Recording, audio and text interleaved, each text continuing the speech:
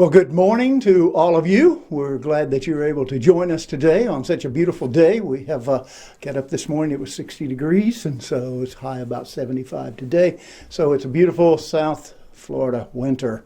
So I can't really complain about that. We're glad that you've joined us. I'll be talking about something here today that I hope you will find interesting. And it's talking about one of the minor prophets. So the message today I will be talking about is from the book of Habakuk. Yes, that strange sounding name, Habakuk. And he is a minor prophet. So the title of today's message is Habakuk 2021.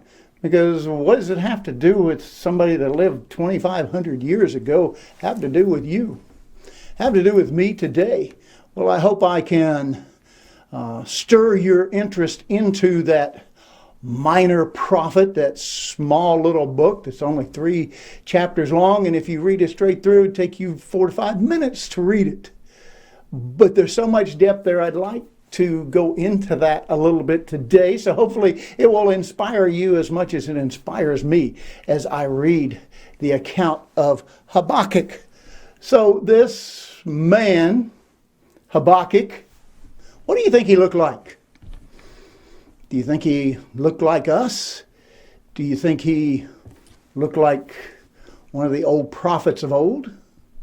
A lot of people have wondered, well, we don't have any drawings, we don't have pictures and so forth of what those prophets look like. Well, Habakuk looked like probably a typical prophet of his day, and I don't know if he looked like that. That's what somebody thinks he looks like or looked like at the time. Maybe he had a beard and so forth like this. But we don't know. But a lot of times the name is what's important, because a lot of people's name meant something. Meant something. And so how would you remember Habakuk? He's one of 12 minor prophets. Is it really that important? I think it is today. That's why I'm bringing it here in this split sermon, because I think you'll find it very intriguing as it talks to us today. So do we know what he looked like? No, maybe he looked like this. Maybe he looked like this. Or did he even look like that? Or maybe bring it up to modern day. What about a character from MASH? MASH. Remember that character? Most of us have seen the movie, seen the show all the time. And it's, as he was known, Jamie Farr, known as Corporal Klinger, Maxwell Klinger. Would you believe he looked like that? Why would I bring that up? Well, how about a visual to help you relate to the name Habakuk? Perhaps you have some of this at your house. Have you ever had cling wrap? No matter what you do, it just kind of, if you pull it apart, it just joins together and it just clings. And if you try to put something together, it's clinging to each other and it clings to your hand. And I almost brought some up, but then I thought it might take me too long to get it off. Cling wrap. So why do I bring this up? Corporal Klinger, cling wrap is what the name Habakuk means. It means to cling or to embrace. To cling to something, to embrace something, like with passion. Hold on to something. What am I meaning then? Habakuk, he did one thing that we can know. Habakuk, he would cling to his God. Through it all, he would cling to his God. He was known as a clinger. How about us? Would we be known as a clinger? Would you be happy to know somebody who was a clinger? Would you be happy for somebody to call you a clinger? Like Habakkuk his name meant. Do we cling to God as much as we need to? In this day of time and trouble, sometimes it's easy to cling to something, cling to God, maybe in trouble. What about in good times? In good times and in bad. That's kind of what the book of Habakkuk really talks about. And the thing that's magnificent about Habakkuk is he had such a relationship with God.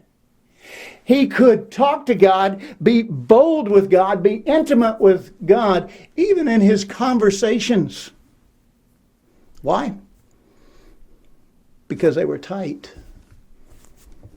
Because you had a man, you had a prophet who would cling to his God.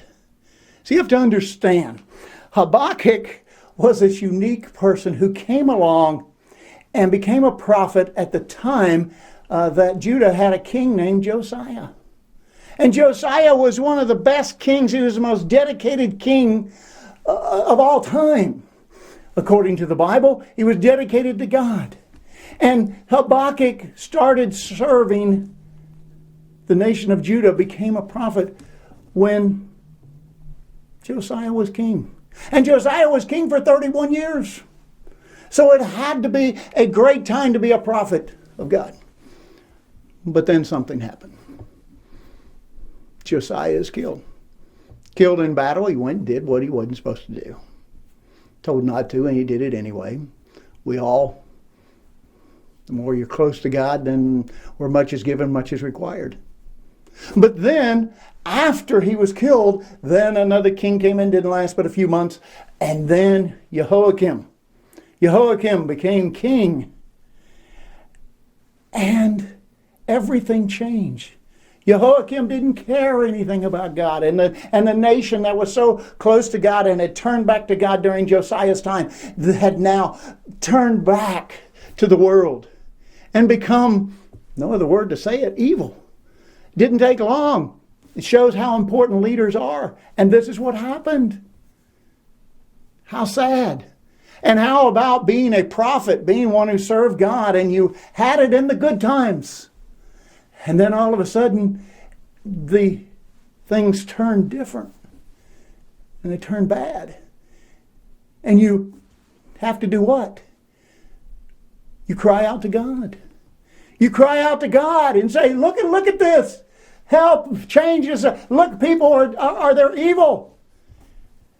And God comes back and gives you an answer that you, not expecting. And then he tests our relationship. Tests our relationship to be able to cling to God in the good times and the bad times. What about you? And we all had those times. Let's go to the book of Habakkuk.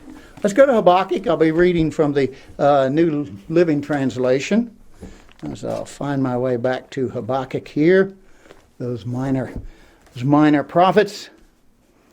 And it's amazing that of all the 12 prophets, Habakkuk is only one of two that is actually called a prophet. It's what he did for a living. He was also known to be in the part of the priesthood and a musician and so forth like this, as we will find later on in the readings. But you will find this to be such an intriguing small book. Reading it in different translations, I bring this up here. Because I think the New Living Translation puts it pretty well. So let's go to Habakkuk 1, verse 1, New Living Translation. This is a message that the prophet Habakkuk received in a vision. He said, how long, O Lord, must I call for help? But you don't listen. Violence is everywhere. I cry, but you do not come to save me. Sound like some of our prayers sometimes as he's crying out to God. We look around this world and go, God, there's violence, there's extremism, there's something going on. These are supposed to be godly people who are a godly nation. We say one nation under God. And look how people are acting. And so you cry out to God. Maybe you've cried out during this past year. What's going on in this country? What's going on in the world? But he says, I cry, but you do not come to save. Verse 3. Must I forever see these evil deeds? Why must I watch all this misery? Wherever I look, I see destruction and violence. I am surrounded by people who love to argue and fight. Doesn't that sound familiar today? Doesn't that sound just up to date from 2,500 years ago? The more they change, the more they're the same. Verse 4, as Habakkuk is talking to God now, the law has become paralyzed and there is no justice in the courts.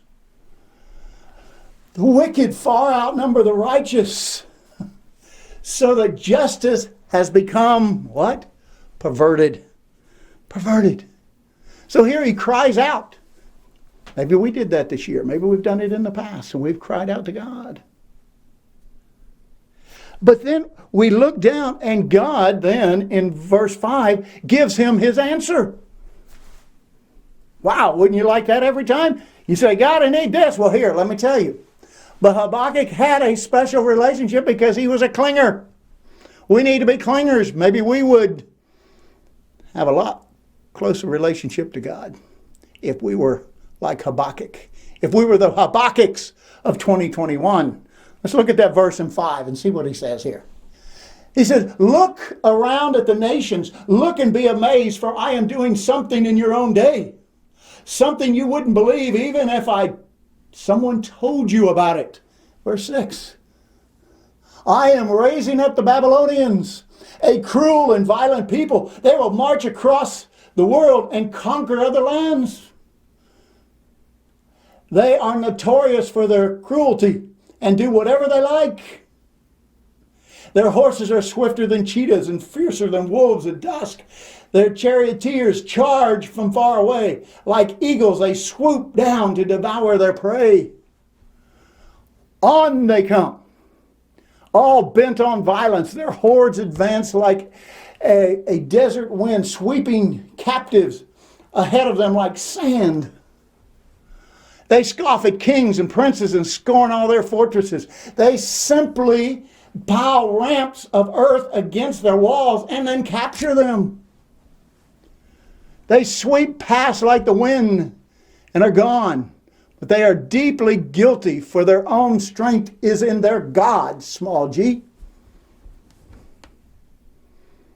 So God said, you got these evil people? I heard your prayer. Guess what? I'm going to come in, and I'm going to let the Babylonians come in, and they're going to wipe you out. They're going to wipe you out. What would you be saying if you were Habakkuk at that time? Well, we have it down in verse 12. We have it down in verse 12 because now here's Habakkuk's reply. He says in verse 12, Habakkuk 1, verse 12, O Lord my God, my Holy One, who are you, eternal? Surely you do not plan to wipe us out. Our Lord, our rock, you have sent these Babylonians to correct us, to punish us for our sins. But you are pure and cannot stand the sight of evil. In the King James Version it says, but you are of pure eyes and to behold evil. So what's Habakkuk saying? He's saying, God, wait a minute. I know we're bad, but here these others, they're worse than us, and you're going to come in and let them wipe us out. Oh, no. Not that. No. Don't do that. Why would you do that? What an answer. What an answer. Would we be any different? Perhaps we may look at some things that's happened in the last year or two and say, God, I wish you'd give an answer, but we wouldn't like the answer. I know I prayed sometimes that God would help me to grow spiritually stronger. I've also realized that comes with a price. I may not like that. I may say, oh, no, let me go back. I don't know if I'm ready for those problems and trials that happen. I'd like to go on to Habakkuk 2. Chapter 2. Habakkuk 2. Because here we have God's reply, second reply. So you have a conversation, just like two people sitting down, having this conversation. How about us? Do we need that kind of relationship with God? I think so. I think we should be able, and hopefully you do. Hopefully you do feel like you can just talk to God and that God talks to us. In Habakkuk 2 verse 2, then the Lord said to me, write my answer plainly on tablets so that a runner can carry the correct messages to others. Verse 3. This vision is for a future time. It describes the end. So it's not just at the time when Jerusalem was conquered by the Babylonians, but he's also projecting forward into time. And it will be fulfilled at the end. If it seems slow in coming, wait patiently, for it will surely take place. It will not be, what? Delayed. Look at the proud, God says. They trust in themselves, and their lives are crooked. But the righteous will live by their faithfulness in God.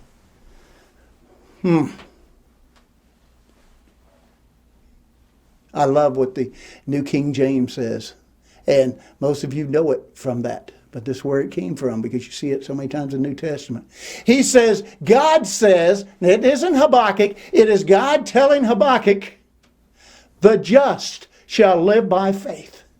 The just shall live by faith. Can we live by faith? He's telling Habakkuk, if you live justly, you can live by faith, not by fear. Not by fear. We should not fear, because we live by faith. Faith in Him. Do we really live by faith? Do we? Do we? Habakkuk did. That's the beauty of this book. We can see. The Apostle Paul thought it was so important that he mentioned it 3 times in his writings. We see what? Romans 1, verse 17. The just shall live by faith.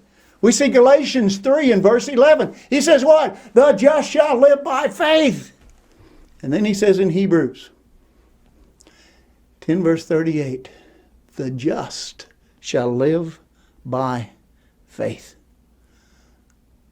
Let's look at Hebrews 10 verse 36. Hebrews 10 and verse 36. Let me pull up here. Hebrews 10. Hebrews 10 verse 36.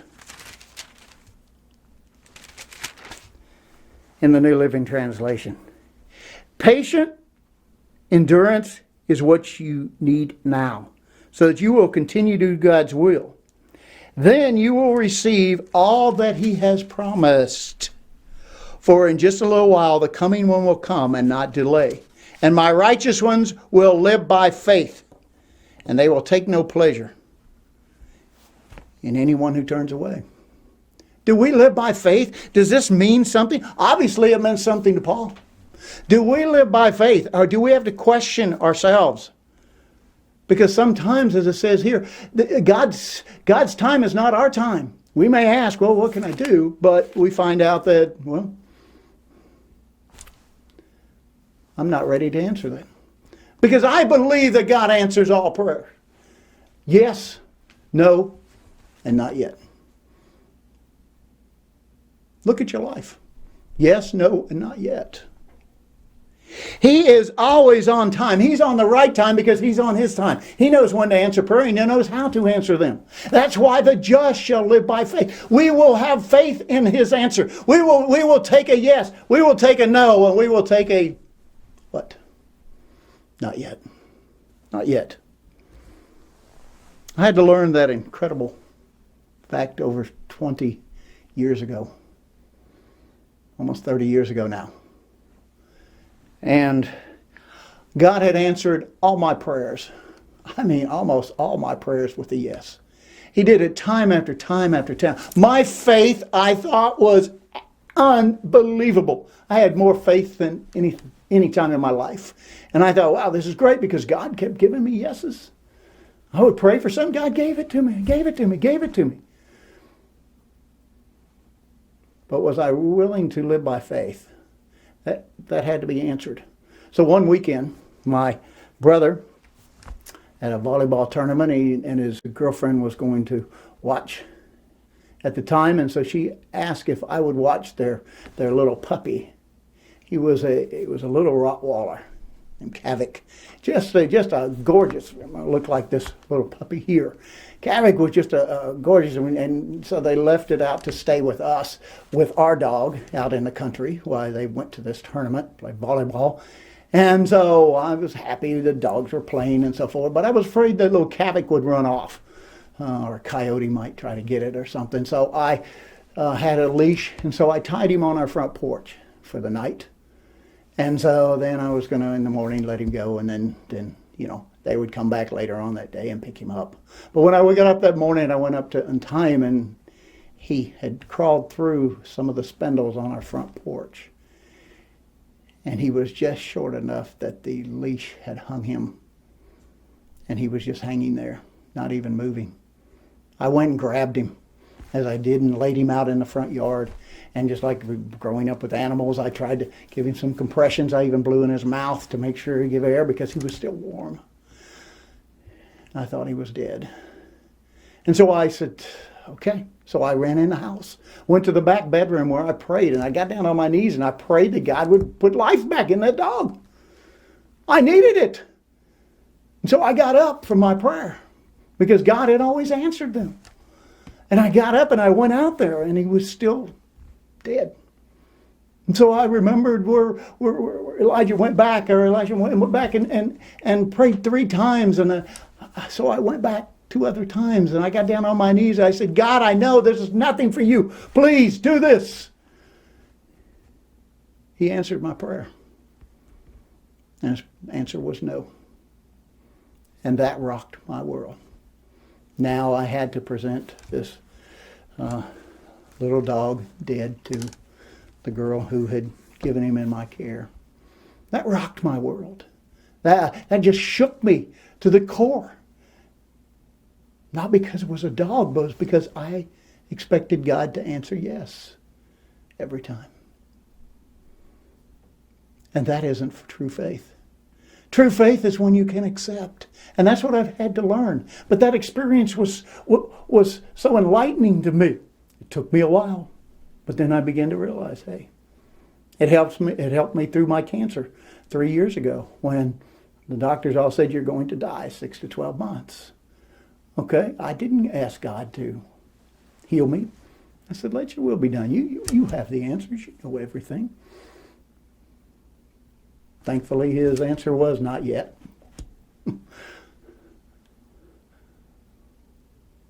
I'm not going to take you yet. So his answer was, I get to live. But I was willing to take either answer because I wanted to live by faith. I wanted to live by faith.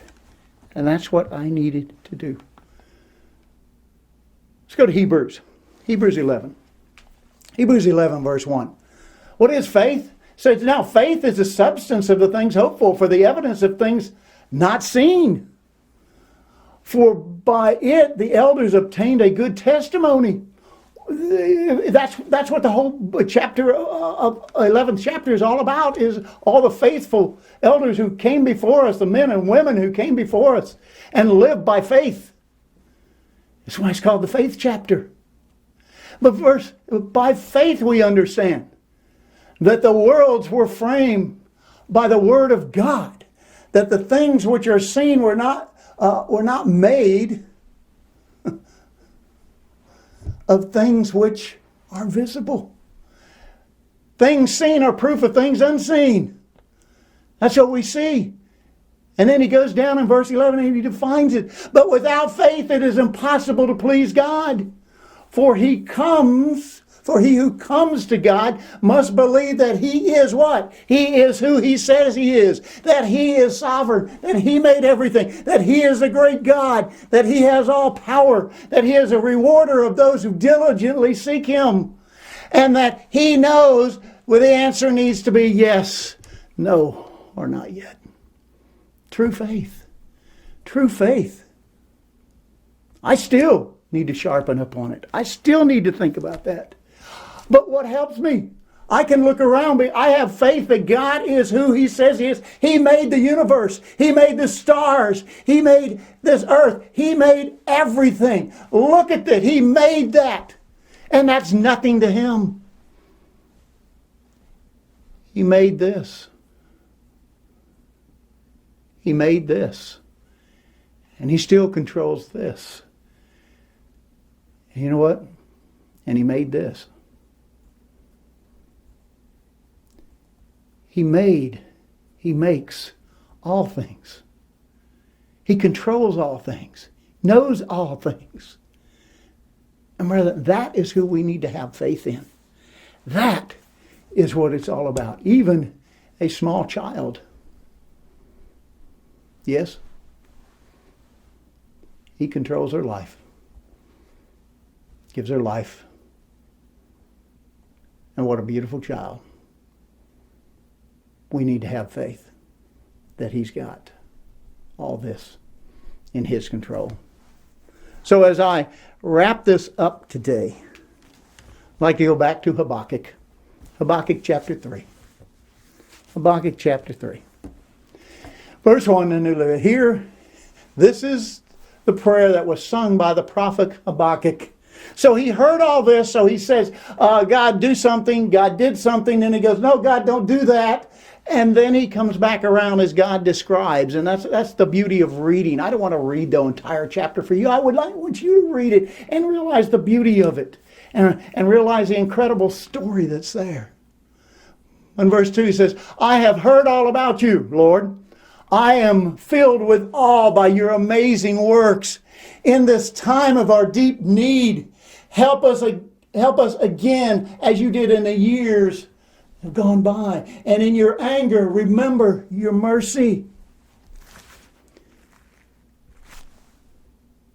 Are we having problems now? Are you worried about things? Have the faith. Have the faith that God is in charge. Have the faith that God will.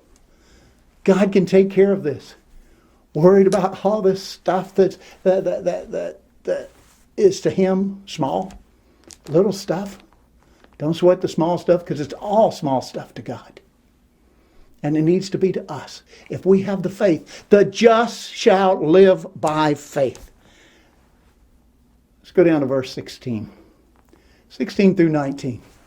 Because I loved how Habakkuk is that type of person. And he said, I trembled inside when I heard this. My lips quivered with fear. My legs gave way beneath me. And I shook in terror. I will wait quietly for the coming day when disaster will strike the people who invade us. Why? He accepted it. He accepted. He had the faith that God's in charge here. In the bad times, in the good times. Even look at this. Look at 17. It's beautiful. Even though the fig trees have no blossoms, there are no grapes on the vines. Even though the olive crop fails and the fields lie empty and barren, even the flocks die in the fields and the cattle barns are empty. Yet I will rejoice in the Lord. I will be joyful in the God of my salvation. The sovereign Lord is my strength. He makes me as sure-footed as a deer, able to tread upon the heights. And he ends his book and says, let's make this into a song. Brethren, what an incredible example. No matter how bad it gets, God's still there. No matter how good it is, God's still there. And why? Because the just shall live by faith. Will you? Can you? Do you need more? We are the clingers. We are clingers to our God. We need to be clinging like Habakkuk because we are the Habakkuks of 2021. Brethren, let's live like it because the just shall live by faith.